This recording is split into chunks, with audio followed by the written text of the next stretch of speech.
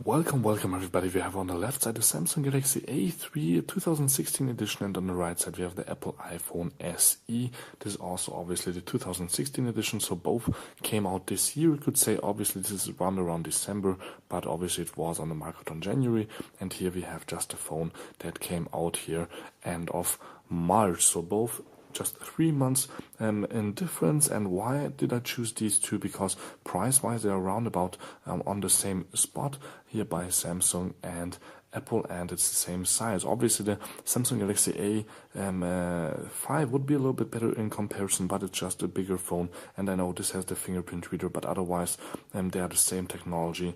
They have the same technology in both, so it's a quite nice comparison to just have here the Samsung Galaxy A3. I know that one doesn't have a fingerprint reader, but otherwise, as I said, compared to the A5, it's about similar in terms of hardware and software and everything else also. So you can see both look quite nice. Obviously different sizes a little bit because they have 4 inches versus 4.7 inches, and both have a home button, and on Samsung you have still the Android buttons on the outside. Apple still doesn't have any extra buttons here, but they may have a better camera on the front, but actually not even true, since on Samsung we have 5 megapixels and here we only have 1.2 megapixels on the front, but megapixels are not everything, as you will see in a second. So we will start up on both the camera in just a minute. First let's check out a little bit more of the design. So you can see here on the back, for example, the Samsung has a camera here that's sticking out with 13 megapixels, and Apple just has a regular nice camera that doesn't stick out here in the Apple iPhone SE, since that's the same design as in the iPhone 5, which is just beautiful. What you also have on the Apple design is a full metal body, obviously a little bit of plastic for the antennas, but otherwise metal all around. Obviously it's available in different colors. Samsung has just metal all around the corners, the borders, which is also feeling really nice and cold in this case, and otherwise glass on the front and the back. Samsung also only has a single flashlight on the back. Here we have dual flash, and also Samsung has a higher megapixel number, but they cannot process and record 4K videos. Apple records also up to 4K videos, not only Full HD. So let's unlock both devices and let's show you guys a little bit around in the software. So for example, if we check out a benchmark called Antutu, what the numbers were at the end after we ran both through, you can see that the iPhone is 4 times as fast as the Samsung. So in terms of processing, obviously the Apple iPhone is just a lot faster with about the same price. Now that's the main reason to look into Apple. Maybe that's something I usually don't say that often, but maybe Apple is just a better choice in this case if you want a fast, small and cheap phone. So you guys can see how fast it loads up even games, even though it has not much more RAM than the Samsung, and Samsung has actually 4 cores to process everything, and Apple just 2 cores with the A9. But what Apple also has is 2 gigs of RAM, and Samsung only has 1.5 gig of RAM.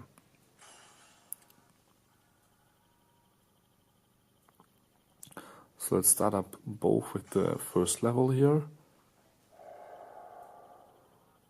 running first 100 meters. Now display wise I would definitely say Samsung has a little bit nicer colors. They're not as washed out. Both are on mid-level brightness, and when it comes to battery life, obviously the Samsung needs a little bit of a bigger battery, since it has a 4.7 inch screen, so it's just a bigger screen, and the Apple iPhone has a smaller 4-inch screen and also not as high as resolution as the Samsung, but almost the same. So we have here 2300 milliamps, that's 40% more battery size than the 1600 and a few milliamps here with the Apple iPhone. So the Samsung display is not 40% bigger, but it has 40% more battery, which is obviously quite nice. And yeah, this was just a really short gaming and startup test for the games, and now the most important part, I guess, for everybody is the camera. So let's start off here with the back, and we will right away see that the colors are on both alright. The flickering, ignore just that, that's just my camera recording the Samsung screen at a different frame rate, that's why the flickering is there. So speed wise, they are both quite nice. I can shoot or focus on both quite easily and take nice pictures. But as I said, Apple, for example, also records 4K videos, but picture-wise they are, I would say, about the same. Maybe the Apple is a little bit better in terms of just this not that ideal light. Let's turn on both on the front camera. So as I said, 5 megapixel and 1.2. I wouldn't say that it's less sharp. Maybe it's even more sharp on the right than on the left with the Apple iPhone.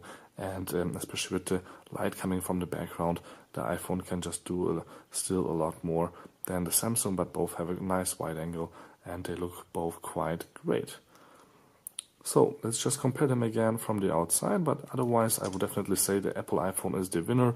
It's not that much more expensive, and obviously the Samsung, you can expand the memory, where the Apple has only a nano SIM card slot, no micro SD card slot. But otherwise I would definitely say I would buy an Apple, maybe not in this color, but otherwise that's my winner here in terms of a mid-range smartphone. So thank you for tuning in. Don't forget to subscribe. My name is Balazs, and this was the Apple iPhone SE compared to an Samsung Galaxy A3, or you can also say A5 if you count in the fingerprint reader with the A5. Otherwise, it's basically the same. Thank you for tuning in again. Don't forget to subscribe, and see you guys around.